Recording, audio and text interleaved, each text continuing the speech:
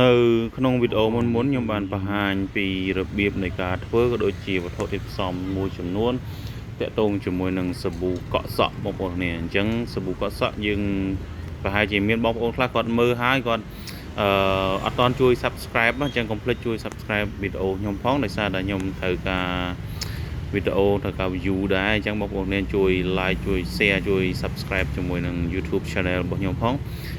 យើងផុសតាមប្រព័ន្ធទូរស័ព្ទផ្សេងៗនោះគឺយើងបានតែខ្លីៗទេតាម TikTok តាម Facebook អីគឺអត់បានវែងទេអញ្ចឹងយើងផុសជាមួយនឹង YouTube បងប្អូនគ្នា YouTube គឺយើងផុសវែងវីដេអូវែងហើយក៏វីដេអូខ្លះឈានទៅដល់7 8នាទីទៀតបងប្អូននេះអញ្ចឹងកុំភ្លេចជួយ like ជួយ share ជួយ subscribe ជាមួយនឹង YouTube Channel នេះផងអញ្ចឹងបងប្អូនគ្នាកុំឲ្យខាតពេលយូរបងប្អូនអាចជួយចូលទៅដល់ចំណុចដែលយើងចាប់ផ្ដើមជាមួយនឹងសាប៊ូដុសខ្លួនតែម្ដងទៅបងប្អូននេះដោយសារតែសាប៊ូមុនគឺផ្សំពីក្រូចសើចហើយសាប៊ូនេះក៏មិនខុសគ្នាដែរវត្ថុធាតុដើមចម្បងបំផុតនោះគឺក្រូចសើចបាទក្រូចសើចនេះគឺវាមានអត្ថប្រយោជន៍ខ្លាំងមួយផ្ដល់ទៅដល់ស្បែករបស់យើងជំនួយដល់ស្បែកយើងគឺខ្លាំងមែនទែនមិនថាស្បែកក្បាលមិនថាស្បែកខ្លួនរបស់យើងទេគឺវាផ្ដល់ខ្លាំងមែនទែនហើយជាពិសេសវាផ្ដល់បាទវាមាន collagen វាមាន collagen មានសារធាតុអីផ្សេងៗទៀតគឺជំនួយស្បែកយើងខ្លាំងមែនទែនយើងនិយាយពីក្រូចសើចណាអញ្ចឹងបងប្អូននេះជាវត្ថុធាតុដើមសំខាន់បំផុតនៅក្នុងការធ្វើសាប៊ូដុសខ្លួនបងប្អូននេះហើយទៅដល់ចំណុចទី2នោះគឺវត្ថុធាតុដើមរបស់យើងគឺមានម្សៅល្មៀតបងប្អូននេះម្សៅល្មៀតនេះក៏វាជំនួយទៅដល់ស្បែកដែរសម្រាប់អ្នកដែលមានបញ្ហារមាស់ស្បែកមុនខ្នងអីហ្នឹងគឺវាជំនួយខ្លាំងជាមួយនឹងវត្ថុធាតុដើមម្សៅល្មៀតនេះបងប្អូននេះអញ្ចឹង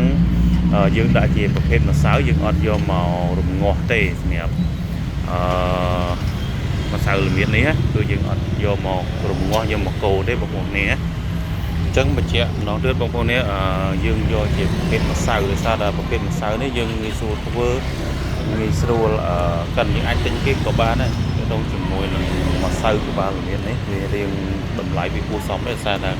វត្ថុធាតុដើមមួយនេះយើងពិបាកធ្វើនេះយើងយកមករងាស់អត់កើតទេគឺវាចេញពណ៌មកគឺខូចទីមិនអីអស់អញ្ចឹងយើងយកជាប្រភេទម្សៅហើយទៅដល់ចំណុចទី3វត្ថុធាតុដើមក៏វាសំខាន់ដែរវាជំនួយទៅដល់ស្បែកបាទវាធ្វើស្បែកមានសំណើមអញ្ចឹងវត្ថុធាតុដើមនេះគឺប្រទាលកតុយក្រពើបងប្អូននេះប្រទាលកតុយក្រពើនេះគឺវាមានសារៈសំខាន់សម្រាប់ស្បែកបើយើងញ៉ាំចូលទៅខាងក្នុងទៅគឺវាជំនួយទៅដល់កាពះពោះវៀនយើងដូចគ្នាអញ្ចឹងវត្ថុធាតុដើម3សំខាន់នេះគឺបងប្អូនមិនអាចចោលបានទេអញ្ចឹងបើសិនជាបងប្អូនចោលនៅវត្ថុធាតុដើមណាមួយគឺវានឹងបាត់បង់អត្ថប្រយោជន៍ទៅដល់ស្បែករបស់បងប្អូនដល់គ្នាហើយអញ្ចឹងបងប្អូនកុំភ្លេចជួយ like ជួយ share ជាមួយនឹងវីដេអូខ្ញុំបន្ថែមផងដោយសារតែវីដេអូមុននោះគឺខ្ញុំឃើញថាមានអ្នកមើលច្រើនប៉ុន្តែអត់ទាន់បានជួយ like ជួយ subscribe ជាមួយនឹងវីដេអូរបស់ខ្ញុំណាអញ្ចឹងកុំភ្លេចជួយ like ជួយ subscribe ជាមួយនឹង YouTube Channel របស់ខ្ញុំផងខ្ញុំផុសជាមួយនឹង TikTok ហើយនិង Facebook គឺវីដេអូខ្លីៗទេអត់ពេញទេតែបើសិនជាចង់មើលគឺតតែបងប្អូនគ្នាចូលមើលនៅក្នុង YouTube Channel ហើយវីដេអូនេះក៏អត់ពេញលេញដែរជាមួយនឹងរបៀបនៃការធ្វើក៏ដូចជាវិធីធ្វើផ្សេងគឺយើងមានវីដេអូក្រោយមួយទៀតអញ្ចឹងកុំភ្លេចបងប្អូននេះកុំភ្លេចជួយគ្រប់គ្រង like subscribe ជាមួយនឹងវីដេអូរបស់ខ្ញុំផងអញ្ចឹងដោយសារតែវីដេអូវែងៗហ្នឹងគឺយើងជាពិសេសគឺសាប៊ូដុសខ្លួននេះតែម្ដងគឺយើងត្រូវប្រុងប្រយ័ត្នខ្លាំងយើងវីដេអូវែងៗហ្នឹងគឺដោយសារតែយើងមានវត្ថុធាតុផ្សំផ្សេងទៀតជាមួយនឹងគីមីយើងអត់អាចដាក់តែធម្មជាតិសុទ្ធ 100% ដើម្បីជំនួយស្បែករបស់យើងទេអញ្ចឹងយើងត្រូវតែប្រើជាមួយនឹងគីមីដែរអញ្ចឹងគីមីបូកជាមួយនឹងធម្មជាតិវាស្មើនឹងសរីរាង្គហើយបងប្អូននេះកុំតែឃើញសាប៊ូគេសរីរាង្គអីផ្សេងសាប៊ូធម្មជាតិគេអួតថាសាប៊ូគេធម្មជាតិសុទ្ធ 100% គឺវាអត់ត្រូវទេជាមួយនឹងសាប៊ូដុសខ្លួនបាទសាប៊ូដុសខ្លួនគឺយើងអត់អាចធ្វើជាប្រភេទសាប៊ូធម្មជាតិបាន 100% ទេគឺ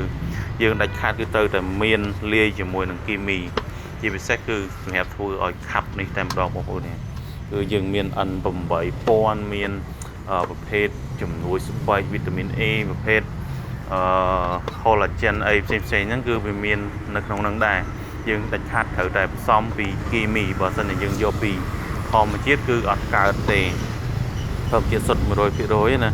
អញ្ចឹងបងប្អូនកុំភ្លេចជួយ like ជួយ share ជាមួយនឹងវីដេអូនេះផងដើម្បីទទួលបាននៅចំណេះដឹងនៅវីដេអូក្រោយគឺខ្ញុំចេញពេញបាទចេញពេញពីរបៀបធ្វើនិងវត្ថុធាតុផ្សំផ្សេងៗហើយនឹងបរិមាណដែលយើងត្រូវដាក់ប្រមាណហ្នឹងគឺនៅក្នុងវីដេអូក្រោយអញ្ចឹងសម្រាប់អ្នកដែលចូលចិត្តជាមួយនឹងវីដេអូរបស់ខ្ញុំកុំភ្លេចជួយ like ជួយ subscribe ជួយតាមដានជាមួយនឹងវីដេអូរបស់ខ្ញុំក្រោយៗផងបងប្អូនគ្នា